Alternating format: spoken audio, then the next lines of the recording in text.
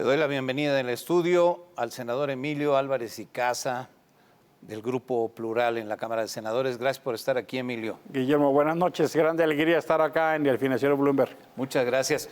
Emilio, está el Plan B ahí, estacionado en el Senado de la República, a la espera de que se discuta en comisiones, que se apruebe, se dictamine y que luego suba al Pleno.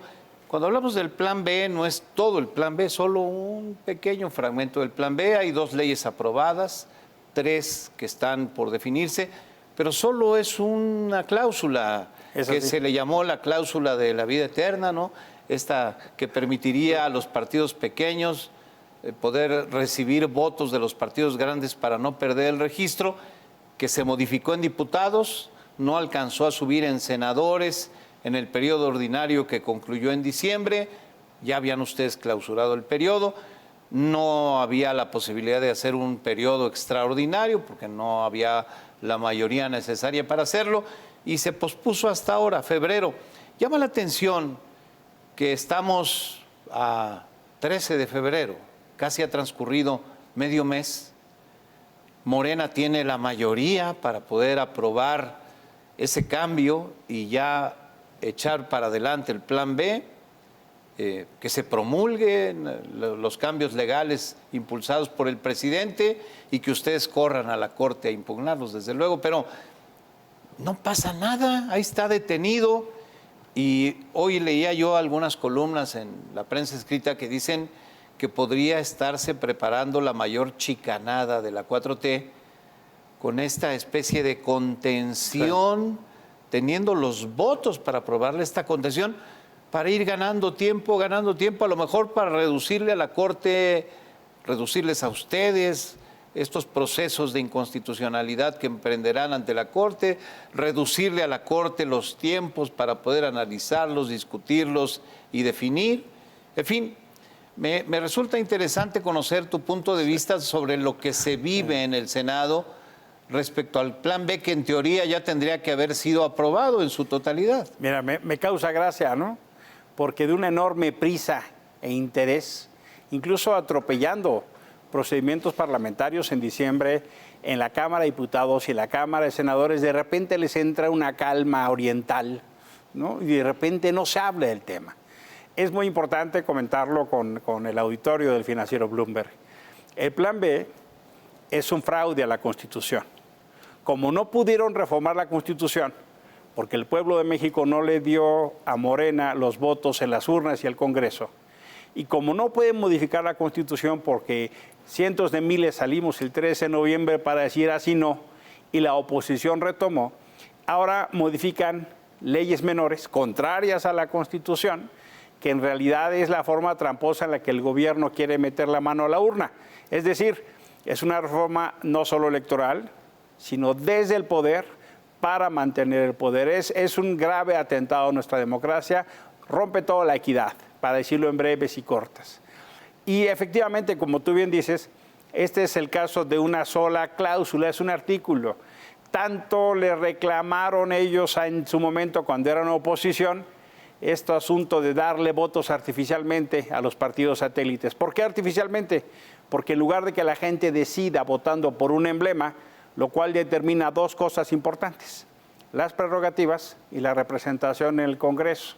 Ahora no sería de esta manera la gente la que decidiría, sino las cúpulas de los partidos. Tal fue el escándalo que Andrés Manuel López Obrador decide echar marcha atrás. Y de repente, justo cuando el Senado tiene que aprobar eso, yo diría es un triunfo del reclamo ciudadano, les entra la pausa. ¿Cuáles son las 3 posibilidades o juego de esas 3 posibilidades? Primero, no tienen los votos el Partido Verde, que eventualmente puede ser una de las expresiones más corruptas de la política mexicana, y eso ya es mucho decir, y el PT, que se le anda acercando, no les han dado los votos en el Senado. Y ese escenario puede, como dicen los clásicos, venden caros amor aventurero, ¿no? Primer escenario. Segundo escenario, Andrés Manuel ha decidido, junto con su estrategia política y sus demás aliados o eventualmente empleados, tratar de desinflar la concentración ciudadana el 26 de febrero en el Zócalo de la Ciudad de México, y ya van 52 ciudades. tratar de bajarle el aire, el gas, el ánimo, para que no llegara entonces esa reforma aprobada el 26 y eso generara una mayor reacción. ¿Qué quiere decir eso? Que le escaló la reforma del 3 y que le tienen miedo a esa reforma. Y la tercera, efectivamente pueden intentar acortar los tiempos judiciales.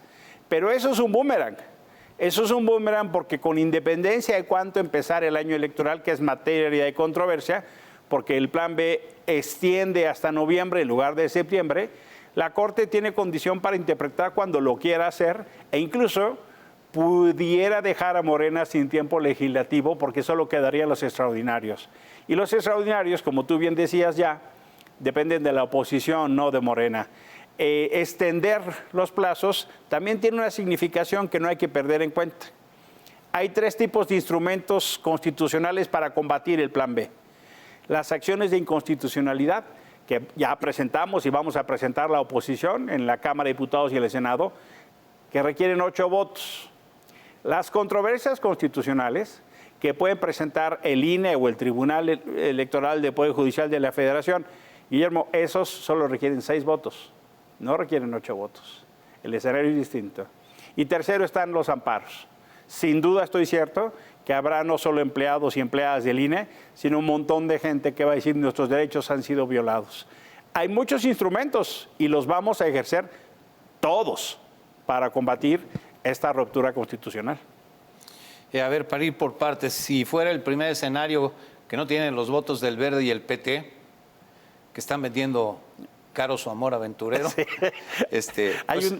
Pues seguramente los van a conseguir. A ver, es un asunto de dinero. Hay un dicho en el Congreso, ¿no? Sí. Dice, cuando acaba alguien de hablar, dice, por lo anterior es cuánto, ¿no? Sí, sí, sí. Y ahí yo tengo la impresión que algunos colegas dicen, por lo anterior, ¿cuánto es? Sí, sí.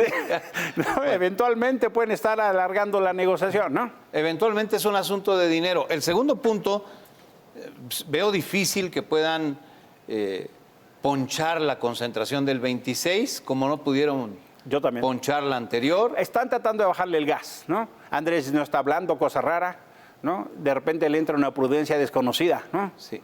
Desconocida. Pero veo una ebullición en marcha. Vamos a ir al Zócalo el 26 de febrero a las 11 de la mañana. Domingo 26 de febrero hay una concentración convocada, ya hay 52 ciudades que han referido que van a reunir gente, y en la Ciudad de México yo veo una acción incluso más grande que la de la concentración anterior. Mira, yo creo que la idea que está ahí detrás es que seguimos en marcha, estamos defendiendo nuestros derechos y libertades. En este momento la defensa del INE es defender nuestro voto. Que la gente decida quién gane, libremente, quién sea, pero libremente, sin mañas ni trampas, y que no controlen al árbitro. Por eso lo del 26 de febrero...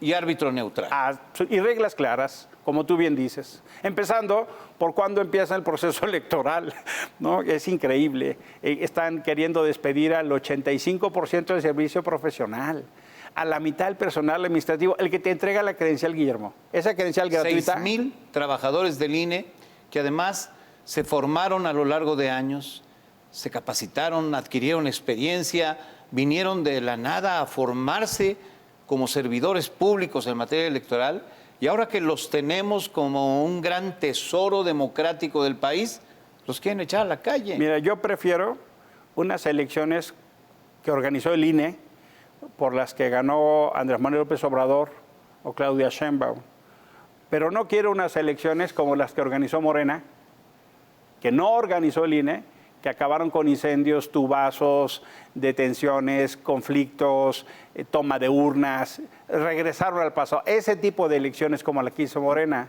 no la queremos. Por ejemplo, ¿quién organizó la elección interna de Morena, donde Mario Delgado es su presidente?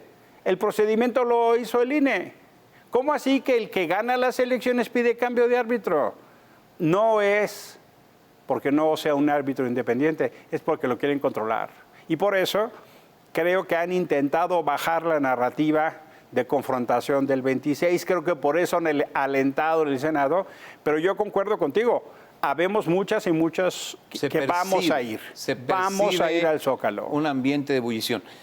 Déjame ir al tercer punto que me parece muy relevante, esto que refieres de la Corte, de los tribunales, de las diferentes instancias. A ver, respecto a las dos leyes que ya están en vigor del llamado Plan B, son leyes secundarias que fueron modificadas, como lo que queda pendiente en el Senado y que seguramente será aprobado en su momento y que entrará en vigor. Son leyes secundarias que, sin embargo, trastocan la forma de operar del Instituto Nacional Electoral, incluso con la cancelación de estas 6,000 plazas, despedir a 6,000 personas, que son las que nos dan en los módulos la credencial de elector, que toman nuestros datos, que revisan los papeles, etcétera. Hay una parte que ya está en la Corte respecto a las leyes que entraron en vigor. No pueden ustedes interponer acciones de inconstitucionalidad contra lo que todavía no se aprueba, que es lo que está estacionado en el Senado. Seguramente en cuanto se apruebe acudirán a la Corte a emprender acciones de inconstitucionalidad. Lo harán ustedes, lo hará la Cámara de Diputados, quiero decir, quienes forman la Alianza Va por México, los diferentes partidos políticos, lo hará el INE, como ya lo hizo también. Y afortunadamente tenemos una Corte distinta a la de Arturo Saldívar.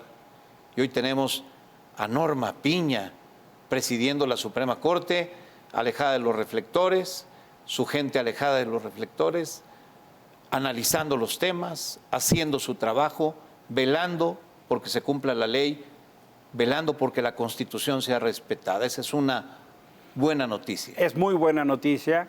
Ya cambiaron los tiempos y están cambiando el momento del país. No solo porque salimos cientos de miles, sino porque el Poder Judicial está plantando cara. El mensaje fue muy contundente, no solo con Norma Piña, sino también con las presidencias de las salas. Ya no queremos una presidencia de la Corte que sea un paje del presidente. Queremos una presidencia de la Corte cuya función principal sea la defensa de la Constitución. Y eso me parece vital. Y ya se empezaron a sentir, ¿no? El presidente y sus seguidores, más en la cosa eventualmente electrónica manejada, han lanzado ataques muy fuertes contra la ministra, pero me parece que la ministra Piña ha mandado un mensaje sobrio de independencia muy necesario. Y claro, este tema electoral es central. Como tú bien dices, hay dos paquetes, uno que ya pasó, que es la ley de comunicaciones y la de responsabilidades de servidores públicos, esencialmente ¿por qué? Porque quieren que la mañanera se pueda emitir en todos los momentos, quieren hacer propaganda gubernamental y que eso no sea delito, como años Andrés Manuel López Obrador luchó para que fuera un delito. Para que fuera un delito. ¿Te acuerdas del atómico y famosísimo Cállate Chachalaca? Sí, sí. Bueno, sí. Ahora lo quieren hacer que se pueda. Cuando eran oposición, impedían que el gobierno hablara. Y ahora que son gobierno, le quieren poner más bocinas y dinero. Ese es el primer efecto de incongruencia ya combatido. El segundo, como tú absolutamente bien dices, vamos en el Senado, todo el bloque de contención, todas las y los senadores de oposición nos vamos a oponer. Es más, ya tenemos firmado, solo estamos esperando la aprobación para combatirlo. Para ir a la Corte. Para ir, y la Cámara de Diputados igual. Y estoy cierto que el INE va a hacer lo mismo porque hay una enorme cantidad de violaciones a su autonomía, no solo en términos de organización, de procedimientos, sino incluso a temas centrales contrarios a la Constitución. Por ejemplo, despiden así, pero fulminantemente al secretario ejecutivo cuando hay términos constitucionales de cómo hacerlo. Él es el representante legal del INE. ¿Y quién va a ser el representante legal? Hay una serie que en realidad, una serie de acciones que se refleja muy bien con lo que dijo el secretario de Gobernación. Quieren destazar al INE, pero no para mejorar, no para gastar menos, no para hacerlo más eficiente, para que puedan controlar el proceso y quedarse en el poder de manera ilegal. Se ve un gran desconocimiento de cómo funciona la autoridad electoral. Lorenzo Córdoba ya dijo que va a agotar todos los recursos jurídicos al alcance para defender la autonomía del INE y lo que corresponde hacer al INE para procesos electorales confiables, transparentes y que le hagan sentido a la gente. Procesos electorales como el que dio como resultado la elección, por cierto, de López Obrador. Me platicaba un amigo una anécdota, Amado Avendaño, decía que discutía con una señora sobre la defensa del INE. Y dice, es que yo no le tengo confianza al INE. Entonces le dice Amado, ¿no le tiene confianza? Entonces deme su credencial. Si no le tiene confianza, démela. No, ¿qué le pasa? ¿Es mi identidad? Bueno, entonces sí confía en el INE, ¿verdad? ¿Tú le entregarías tu credencial de elector a otra persona? Yo no. Esa es parte de la grande confianza que hoy tenemos en el INE, que por cierto, la construimos todas y todos, ¿eh? Sí, sí. Con nuestro dinero, con nuestro esfuerzo. No es obra de un partido, No es ni de un partido, gobierno, es ni de triunfo una persona. del pueblo de México, es una institución del pueblo de México y por eso hay que cuidarla. Sin lugar a dudas. Te pregunto muy brevemente, porque se nos agota el tiempo, la Defensoría del Pueblo. ¿A dónde va a ir eso? También es reforma constitucional, ¿no? Mira, esa reforma... Es decir, le digo al público, ya lo hemos comentado en el programa, convertir a la Comisión Nacional de Derechos Humanos en la Defensoría del Pueblo, adquiriendo una serie de atribuciones que ahora no tiene, como por ejemplo en materia electoral. Eso es la pretensión. Claro. Esa reforma nace muerta, porque las cosas se toman de quien vienen. Y viene de una titular de la CNDH que no solo se ha caracterizado por una gestión mediocre, sino de simulación, de omisión. Es una institución que muy tristemente las y los mexicanos nos dimos para defendernos de los abusos de poder y defender a las víctimas. Hoy sabemos más de la CNDH por sus escándalos laborales, por los tropiezos de su presidenta y por los silencios. Hay una enorme cantidad, tú reflejabas ahora lo que pasaba con los refugiados, 350,000 en número récord. ¿Y qué ha dicho la CNDH sobre eso? Tenemos una crisis de vacunas. No se consiguen vacunas, aunque las quieras comprar. ¿Y qué ha dicho la CNDH de eso? Tenemos un proceso seriosísimo de militarización y la CNDH lo aplaude. Por supuesto que hacer un cambio para ayudar a esa simulación no solo no va a contar con el apoyo de la oposición, va a contar con un firme rechazo, porque hoy, muy tristemente, muy vergonzosamente, la señora Piedra se ha prestado a una simulación contraria a su historia y a su herencia. Sin duda. Se quedará en el camino. Esa impresión da. No va a ningún lado. Emilio Álvarez y Casa, senador del Grupo Plural, gracias por haber aceptado la invitación. Gracias. Y por tomarte el tiempo para venir al estudio a platicar sobre estos temas. Mi grande alegría. Nos vemos el 26 en el Zócalo, todos los que puedan. Sí. Y si no, vaya a Zócalo de su ciudad. ¿Por qué el 26 de febrero? Porque el 24 es Día de la Bandera. Vamos con una bandera y de rosa a defender nuestra democracia. 26 de febrero, domingo. Domingo, 11 de la mañana. A las 11 de la mañana. En el Zócalo. Muy bien. Gracias, Emilio. Gracias, Guillermo. Que te vaya muy bien.